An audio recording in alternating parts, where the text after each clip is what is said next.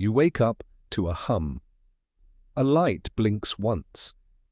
You are strapped to nothing, but the room is small and the door is closed. You have 60 seconds, no time to think in circles. Breathe once, focus. Level 1060, the prompt. The air is thin with static. A digital display over the door reads 60.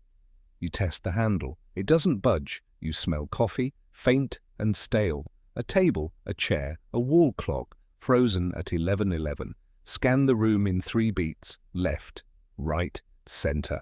You count shadows, eyes on the prize, exit. You pick one object, the heaviest within reach, not to smash, but to listen. Tap the wall 3 times. Listen for hollow. Your fingertip finds a seam. A panel gives slightly under pressure. Your pulse aligns with the countdown. You take the panel.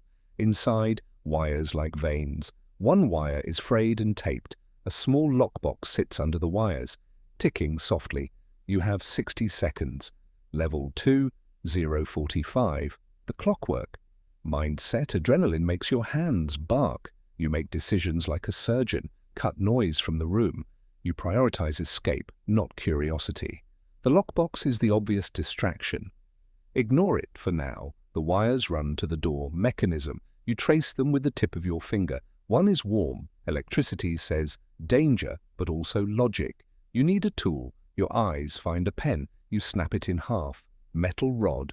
Good. You pry at the doorframe. Metal catches plastic. A thin gap appears. You wedge the rod. A click. Small, hopeful, but the door holds. You press the rod deeper. A spring loosens. You hear metal moving inside the lock. 35 seconds. You imagine the pathway of the mechanism. Think leverage, not strength. Shift the rod left. A hairline movement.